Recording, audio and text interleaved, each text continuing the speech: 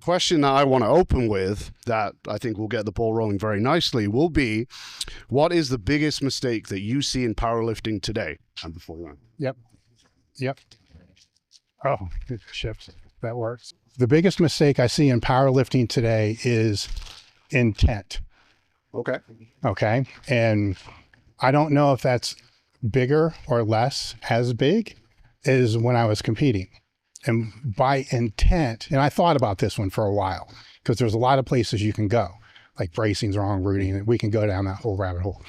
But intent would be the last spot on the journey of being successful at what you're doing, right? So if it all starts with attention, right? And we all are surrounded with attention all the time, right? In the form of like Instagram posts and all this other stuff. So we are always being inspired, right? In one form or another. And I don't know if that's changed from when I was competing, because I'm always thinking about the training, or you're talking to somebody about the training. So the inspiration's always around, or aspiration. It's kind of the same thing, right? And even with the aspiration, if you think this through, I know this is going to be a long answer, but if you think this through, even on the aspiration, if it makes you feel like you're less than, that's also making you feel like you need to do something, right? So that's kind of like, I'm talking about a big motivational curve, right? So it starts with the attention, which everybody has, which we have more of today than anything else. And that moves into like motive or motivation. And then that's going to move into, action or discipline. And then the discipline is going to move into whatever's over the discipline, right? But the final step of all this is intention, right? So here's the crazy thing about all this is, if you're looking at a competitive lifter or a competitive strongman, they're all hit with the same intention, getting things, and the same motivation. They're getting where they need to get to the discipline phase, which is that's 99% of all the steps. The last step, intention, is the one that is the easiest to make, but most people will never make it. And that's why they're never successful. Now, with that whole picture kind of painted, and then we go to intention, where I'll see the mistakes, and these change based upon phasic times. Every 3 or 4 years, there's always something.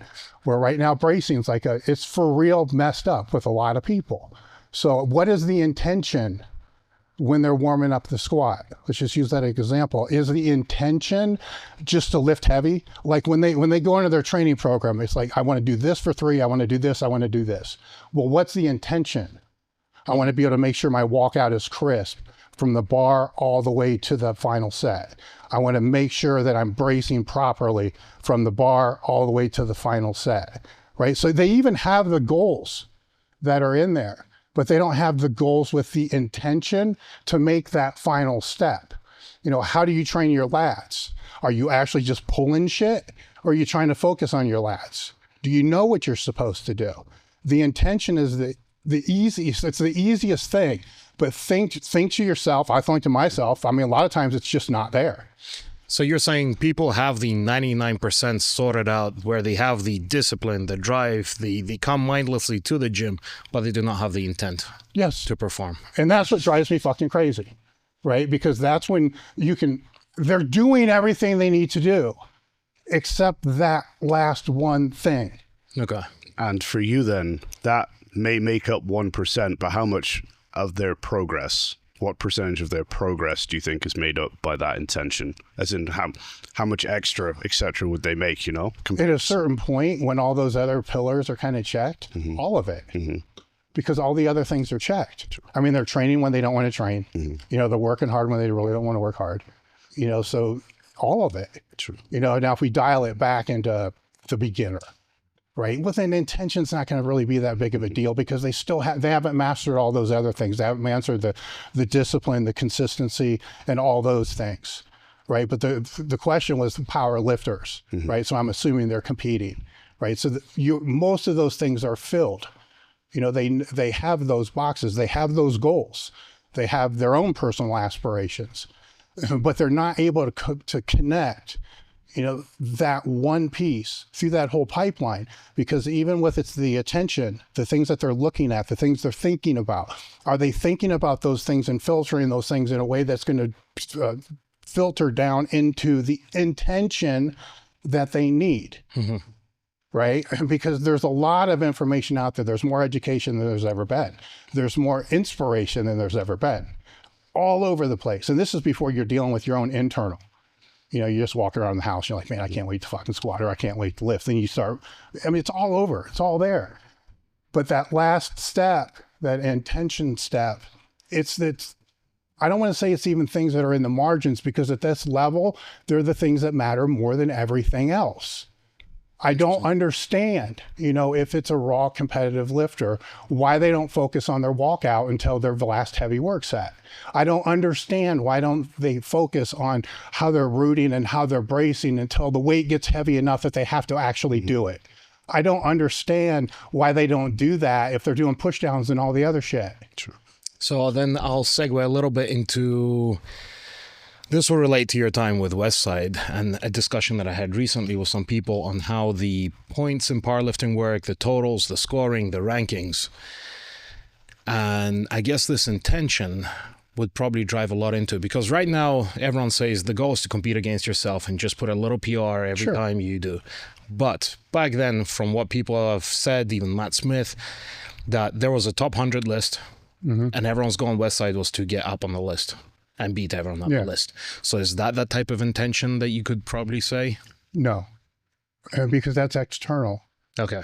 You know what I'm saying? So that would be like, it could be a goal, but it's kind of a goal you don't have any control over. Sure. Where you're going to rank on a list, or if you're going to make this list or whatever it's going to be, that's a little out of your control. But what is in your control is if the intent of that day, if it's a max effort day, is to strain, right? Then that's what I'm going to do. I'm going to get to a weight to where that strain is going to be pretty close to the same amount of time under tension that it would take for me to do a max lift. Intention complete. Do I need to do more? No. Do I need to stop short? No. But there's an intention there that is beyond, here's what I did last time, I need to beat that by 5 pounds. That's secondary to the intention is to strain. Then on the dynamic day, the intention is to move this as fast as I possibly can. 0.8 meters per second or whatever we timed out what we normally were. That's the intention. The weight is secondary. True. Now, did we ever change the weight because of the intention? Probably not, but that was the intention. Sure. Would it be fair to summarize it to a degree then? It's kind of becomes about how you're doing what you're doing as opposed to what you're doing. As in, like, you could go in and do your max effort work and you tick the box, but if you're not focusing on the things you said about how well are you rooting into the ground, how well are you bracing, how we've all seen people fail lifts that they didn't need to fail, right? You can say you failed it, but you didn't really. So is that what we're talking about here? More that qualitative part there, like, sure, you tick the box, but was it really what you needed out of whatever the thing was? Let's say they failed the lift just because they lost focus, right? Well, then there's the intent. Keep your focus next time. Right. So it may not be rooting. It may not be bracing. Just stay focused to be able to strain to the point to where the bar won't move. And it didn't move because it just was too heavy. It did not move because you lost focus. Sure. Right. So that is what's missing. And that's what we'll see. That's what we work on people with the clinics and all those other things. So for that population of people, for that is the most important thing that perhaps they're missing. If you have a group of lifters walk in this gym, what are the distinguishing factors that you can quite often see that let you know that those people have that kind of dialed in and others don't? Like, for maybe those who are maybe struggling to get their head around it, like, what character traits or behaviors do you see and you look at them and go, they have the right intention there? I can see from their behavior, even maybe how they warm up, that they have that dialed in. I wouldn't say you can see it just like when they walk in the door, because you don't have a base. You don't have a basic comparison and know that this person looks off or not off or whatever it's going to be. I would say how they warm up. I don't really care what they do before they get under the barbell, but it's worth paying attention to, because some people may do just a obscene amount of things that just logically don't make sense. And you're kind of like, why are you doing that? But once they get under the bar, you can start to see Maybe not the first set because maybe they're jacked up or tight or whatever it is, but they're trying to make those sets look like the top set is going to look like. I'm not saying they're hitting smelling salts and they're getting all jacked up, but you won't see a lot of change in how that movement is once they get past the bar, whatever, 95 pounds or whatever that next jump is. Things will start to look like it's supposed to look. It's intentional. There very rarely are you going to see any of the top lifters get under with the bar and just start jackhammering it as fast as they can so their shoulder blades are bouncing off of the ground, trying to impress people with how fast they can move the bar. You're not going to see that. If anything, you'll probably see the bar moving slower. You know, maybe if their shoulders are jacked up, half reps, you know, and just kind of working on positioning, you know, through that whole thing. And so that's a tell right there.